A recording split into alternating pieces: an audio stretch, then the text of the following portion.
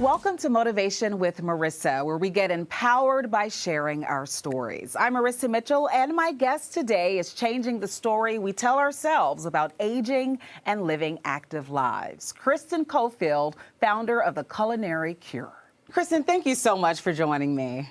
I am so happy to be here, and we're going to have some fun. Yeah, and finally, because in this way, I mean, you're a good friend of our programming here at Fox5, but now we get to really sit down and take a deep dive into what makes you so special. I've had quite the time following you on social media. You're blowing up, and I know that you often say that resilient wellness is your superpower. Yeah. So what does that really mean? Oh, what a great question, because resilient wellness is the little things we do every single day that add up to our state of health or not, right? Mm-hmm. So if you have good habits, you're putting more chits in the good habit file. If you have bad habits, you've got to counterbalance those. So you're probably wondering why I am carrying this lemon. I am.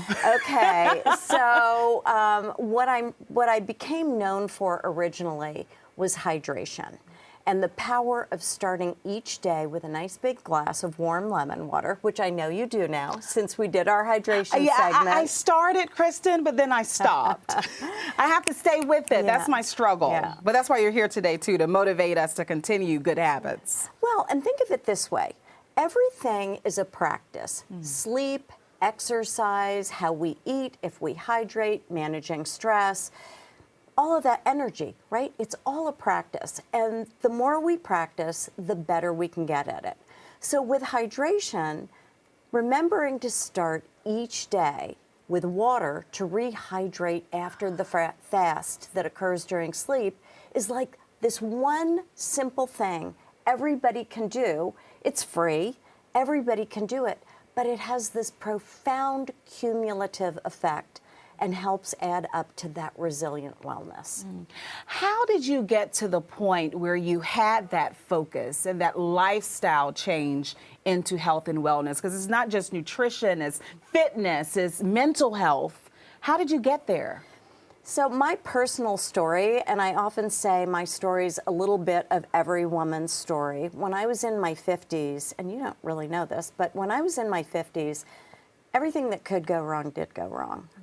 My mother's breast cancer came back. My father was diagnosed with Alzheimer's. We were having some financial struggles that were affecting our marriage. I was diagnosed with thyroid cancer. My last kid went off to college, and then my dog died. And it was kind of like, oh my gosh. But this all happened over time. It didn't happen overnight. And I know so many women can really relate to this. And I had already been in the wellness space. I'd been in the wellness space for a long time. I'd been in the food space for a long time. I had a catering company. I created healthy, nutritious subscription meals for high-performing executives and athletes. So I'd been in that space, but I'd sort of forgotten all my own messages.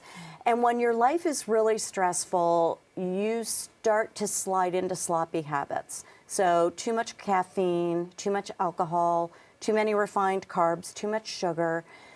And it happened over time. And there was a point one day when I woke up and I'm like, oh my gosh, there's no more rope. Here I am at the end of my rope. I couldn't control any of those things I just told you about, but I could control what I put in my mouth, and I could control hydration. So I started with hydration, and it was incredible what happened. I started hydrating with water, and I had read about lemon water, and I'd read about this lemon water fast, and it just looked interesting to me. So I started doing some research, and what I found out about hydration was really life-changing. Your body's 60 to 80% water. Your brain requires, 75% water. I mean, the list goes on and on. Every single practice we just talked about comes down to hydration. Hydration is this essential practice. And water's an essential nutrient. The body can't make it. We have to get it from an external source. And if we want to have more energy, better sleep, great-looking skin, better moods, we got to start with hydration. So I started with hydration, and that was the beginning of the Culinary Cure. Wow. And you say it all the time, food is medicine. Yeah. We just have to use it and keep it and be mindful about it. Right. And when you realize the power that our little habits have, so our habits are 43% of what we do every single day. We don't think, we just do. So what we want to do is flip the switch and make sure that 43% is working to help us, not hurt us. Wow. Take me back to the grief. I mean, you touched upon it there, and how you were able to even make the shift to say, let me control what I can control, because I think it's hard for people to even get to that point. What was the turning point? Yeah, when you're in a terrible space, and like I said, this was like a 10-year period that, you know, and women, we are like super fixers, right? So we're like, you know what, I'm going to rob Peter to pay Paul. I'm going to find a way to pay that kid's tuition. I'm going to be there for my mom. I'm going to go down to Florida and help my dad. And you get so caught up in the doing that you're always putting yourself last. You lose yourself. And then when everything was sort of done and there was some quiet space, I was like, oh my gosh, what about me? I've got to do me now. And it's when you have to confront these things, and that the grief was awful. And I'm sure now that I look back, I'm like, oh my God, you know, I was like clinically depressed. But I'm a success story because you can take back your habits and you can create resilient wellness. You are never too old. It's never too late. And you start with one thing. And that might be just having a glass of lemon water when you wake up. Yeah. You made lemonade out of this lemon. I did. Lemon is my, you know, it's like Yeah. my power fruit. So then when I became a grandparent 2 years ago, it was really incredible. So that was in my 50s. I'm 65. You are not. I am. Wow. I'm a Medicare recipient. So I became a grandparent 2 years ago, and I was in good shape. I was already had the Culinary Cure for like 7 years. I've been coaching women all around the world to resilient wellness, and I have all these programs I created, and I became a grandparent, and I was like, oh my gosh. Everybody said, oh, Kristen, you're going to love this. You're going to hold that baby. You're never going to experience love like this. And nobody said, this is so physically hard. To run around with those little ones and, Getting up and down off the floor. You forget. So what happens is, as we get older, we stop doing all the things that we did. And it's not a conscious thing. You might be going to the gym and working out, and that's great. And you might be in good shape, you know, and that's like hot girl good shape, right? Because if you're not like doing all these things, these functional movements, you're missing a big part of this ability to be an active grandparent. Yeah. I think you became a grandparent around the same time my mother did. So that's why I had that reaction. And the same thing, you know, it's a new identity. And how did you embrace that identity too? Because I have other women and men in my family who have recently become grandparents, and they don't even want to be called grandparents. Or grandma or grandpa, you know, because it's like, whoa, life is lifing. That's exactly. old. Exactly. So it's really interesting. On my Instagram, which is my name, Kristen Coffield, I did a post, and I was wearing this outfit. So this is kind of what I'm known for on Instagram, is my all-white little active grandparenting sweatsuit. And I did a post of me sitting on the floor, you know, crisscross applesauce with my legs, holding a baby doll. And I stood up and sat down without using my hands. And there was a big study that says people who can get up and down off the floor without using their hands and knees, so, you know, you got to work your way to that one, live longer. And it's a functional movement. So I did that post, and it went viral. And I had referred to active grandparenting. Not like, hey, I've become a grandparent, here's my grandbaby, I'm a grandma now, but active grandparenting. And that just resonated with hundreds of thousands of women who were like, that's what I'm doing. I'm active grandparenting. And that's when it really clicked for me that there was this fit between the wellness, because I'd been teaching active aging for so long, like do these things, create this resilient wellness, make your habits support you. I'd been creating these programs, but what I didn't realize was that they would be so applicable to people becoming grandparents. It's almost like you made it tangible, and then even posting that video, people could see it in real time, what it looks like. And wait, I can do that too, or I can't. And maybe I should work on being more active. Yeah, you made it real for a lot of people. I want to get you on this because you are so active on social media, and I love that. I love that. And I think some people will argue, oh, it's a young folks game, you know, social media. You're proving that wrong. You're proving that wrong. What's your message to people who think maybe it's too late to have something to share? Well, everybody has something to share. And you don't have to listen. I was on Instagram for 10 years before my account took off. So it's if you just want to express yourself, you should go on and do that. But it's a great source of information.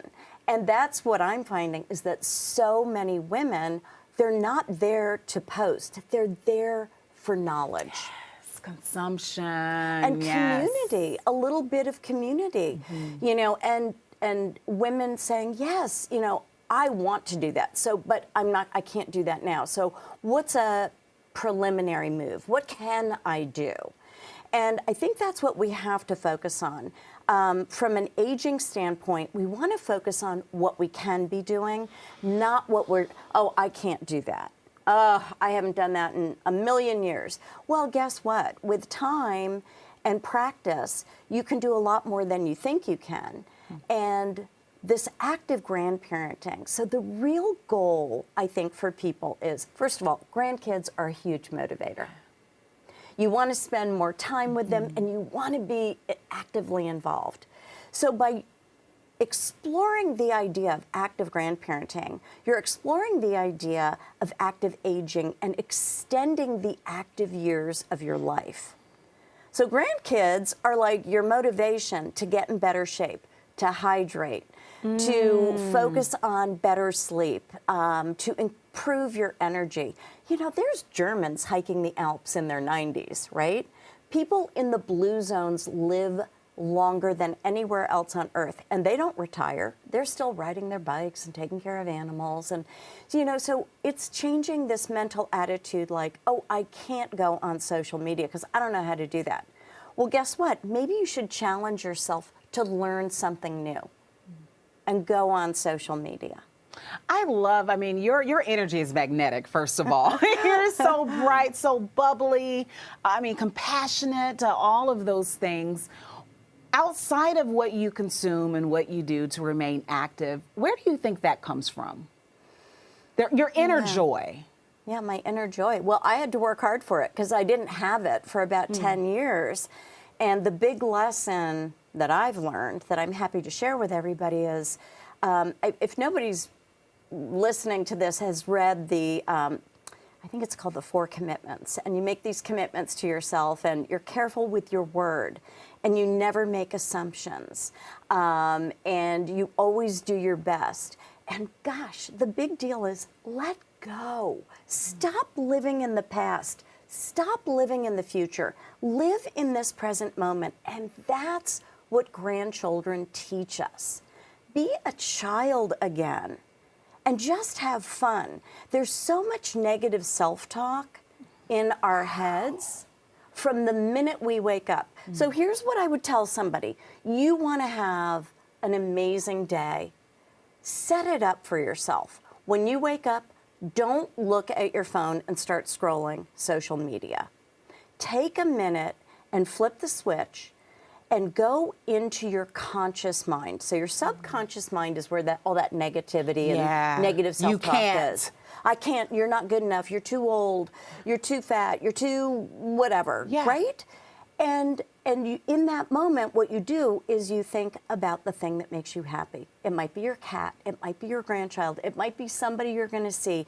It might be your garden. Might be your health. It might be your health. And then say some positive things and get yourself going. You've now gone from your subconscious mind to your conscious mind. You've taken control of your mind. The next thing is have a big glass of water. Rehydrate your body after the fast that occurs during sleep. Your body requires water to function. If you want to feel good, you've got to treat your engine the way it was designed.